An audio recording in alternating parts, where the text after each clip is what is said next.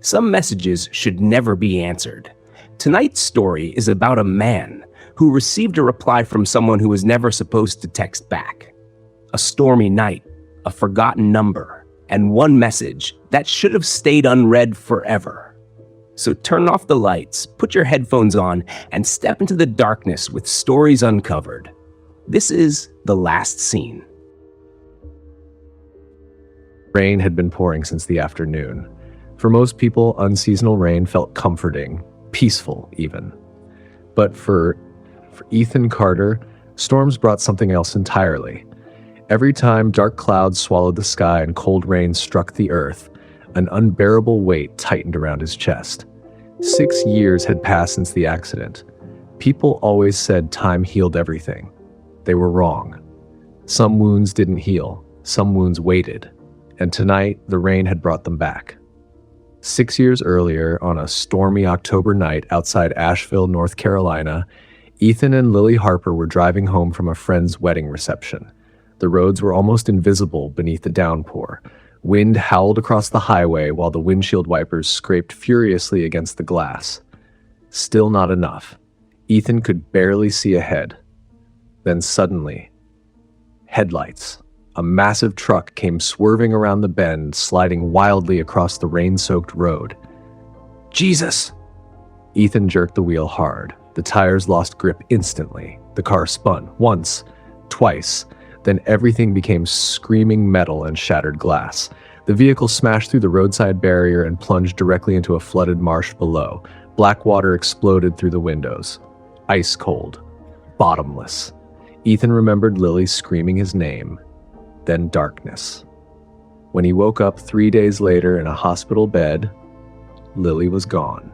Rescue divers had spent 72 hours searching the swamp before finally recovering her body from beneath the mud and weeds.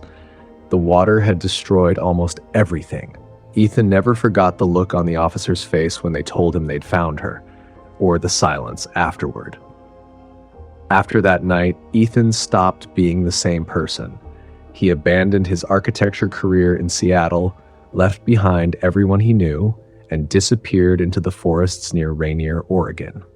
His cabin sat miles away from the nearest town, hidden among endless pine trees and cold mountain fog. He thought isolation would help him forget. Instead, it gave the memories room to breathe. Every night before bed, Ethan followed the same ritual.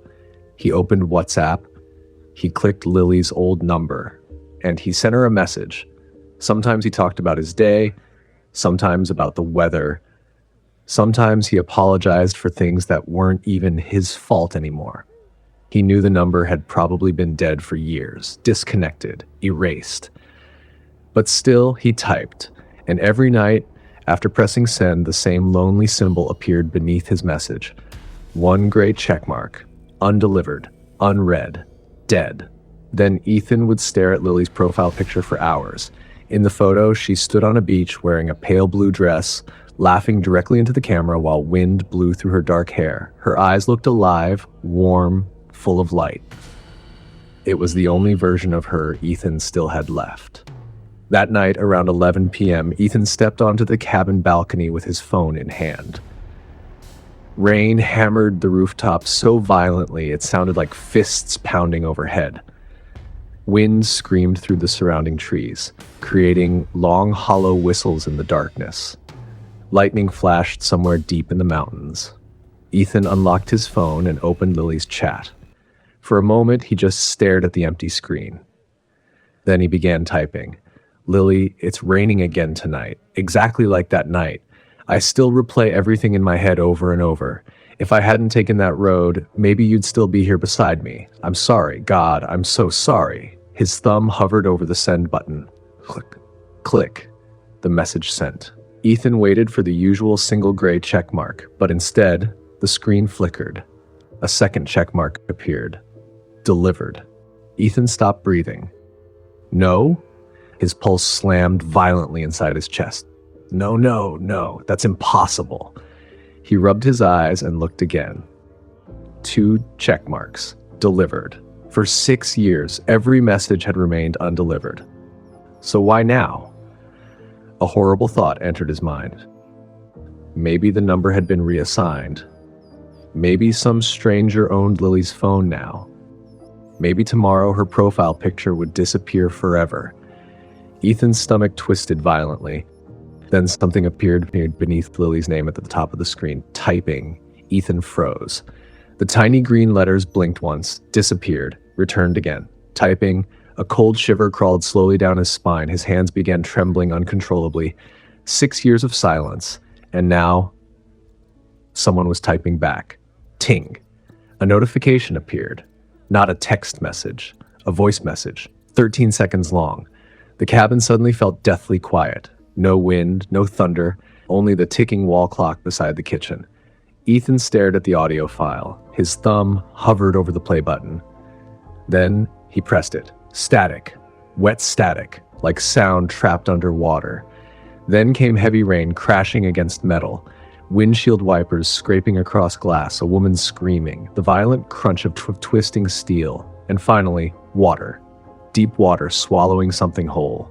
Ethan's blood turned to ice. Then beneath all those sounds, a voice whispered softly through the speaker. Broken, shivering, crying. Ethan, his entire body locked up. The voice continued.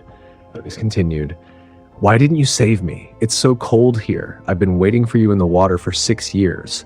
Ethan dropped the phone onto the bed as if it had burned him. No. His breathing became frantic. That's not funny. Who the hell is this? But deep inside, he already knew that voice. It was Lily. Exactly Lily. Same softness, same trembling tone, except now it sounded wrong. Heavy. Drowned, like something dead speaking through waterlogged lungs. Ethan grabbed the phone again with shaking hands. He was about to call the number back when suddenly he noticed the profile picture. It had changed. His stomach dropped. The smiling woman in the blue dress was gone. Now the image showed Lily standing waist deep inside black swamp water. Mud covered her dress. Half her face had rotted away, exposing dark bone beneath torn flesh. Her eyes were gone completely, replaced by empty black holes leaking thick streams of blood, and her mouth hung open impossibly wide, frozen in a scream. Ethan nearly threw the phone across the room. What the hell is happening? He tried shutting the phone off. Nothing happened. He held the power button down again. Still nothing. Then, click. The cabin lights died instantly. Darkness swallowed the room. Only the phone screen remained glowing in Ethan's trembling hands. A low creaking sound echoed overhead. Creak! Ethan slowly looked up. The ceiling fan had begun spinning on its own, slowly, very slowly. Even though the power was gone, cold air flooded the room so suddenly Ethan could see his own breath. Goosebumps spread across his skin. The cabin no longer felt like Oregon in October. It felt like a morgue. Ting! Another message appeared. Ethan, why did you stop answering me? His fingers barely worked anymore. Who are you? He typed desperately. Lily is dead. The response came instantly. Police couldn't save me from the swamp, Ethan. Another message followed immediately. They only found part of me. Then, one more. My heart is still waiting for you underwater. Ethan stared at the screen in horror. Then suddenly, incoming video call, Lily Harper. No. He smashed the decline button repeatedly. Nothing happened. The phone answered by itself. At first, Ethan saw his own terrified reflection through the front camera. Then the image shifted. The camera moved somewhere else, and Ethan screamed. The screen showed a flooded darkness. Water dripped down the camera lens. Mud smeared the edges. Slowly, the camera tilted upward. A crushed car rested beneath black water. His car. The same car from the accident. And inside the back seat, someone was sitting there. A woman, or what used to be one. Long, wet hair floated around a rotting face. Torn pieces of skin drifted away in the water. White worms crawled through exposed flesh. Then suddenly, snap! The figure twisted its head directly toward the camera. Its empty eye sockets stared straight at Ethan. A swollen gray hand stretched toward the screen, and Lily's voice echoed through the speaker. Ethan, it's lonely here. The image crackled violently. So dark. The creature moved closer. You said you couldn't live without me. Closer. Then why did you leave me alone? Ethan hurled the phone across the cabin. Crack! The screen shattered against the wooden floor, but the call didn't end. The broken display still glowed in the darkness. Then a final message appeared across the cracked screen. I'm outside now. Ethan's entire body went numb. Rain pounded violently against the cabin walls. Then, thud, something slammed against the front door downstairs. Ethan jumped violently. Thud, thud. It sounded wet, heavy, like a soaked human body dragging itself across wood.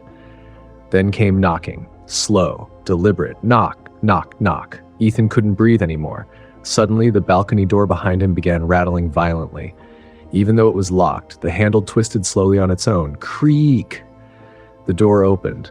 Freezing wind burst inside the room, and with it came a smell so horrible Ethan gagged instantly. Rotten water, mud, decay, the stench of something dead left underwater for years. Ethan backed away from the balcony, shaking uncontrollably. Then the shattered phone lit up again. Its front camera activated automatically. The screen showed Ethan sitting terrified on the bed. But behind him, something moved. A pale, waterlogged hand slowly rose from behind the headboard.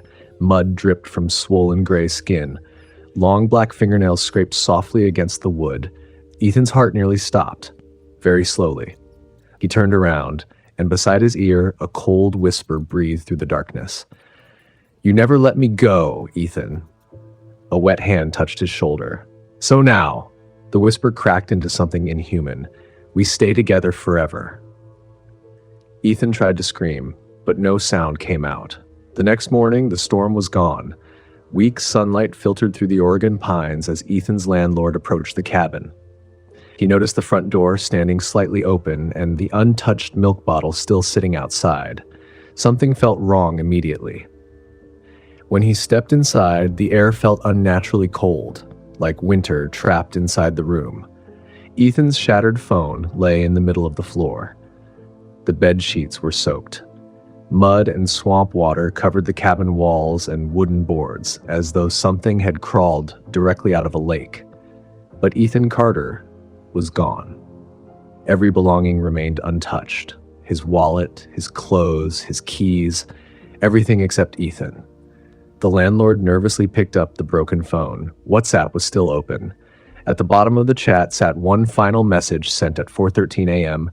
We made it home. The landlord swallowed hard. Then he clicked on Lily's profile picture and nearly dropped the phone. The image had changed one last time. Now two figures stood together in the black swamp water. Lily, smiling with her rotten, hollow face, and beside her stood Ethan. His eyes were gone. His skin was pale and bloated, and across his face stretched the same horrifying, frozen smile. And just like that, Ethan Carter was never seen again. But maybe the most terrifying part of this story is, somewhere out there, his last message was still marked as delivered. So tell me, what would you do if someone who died years ago suddenly texted you back? If you enjoyed tonight's story, make sure to leave a like, subscribe to Stories Uncovered, and turn on notifications, because the next story might be even darker. And remember, some messages should never be opened.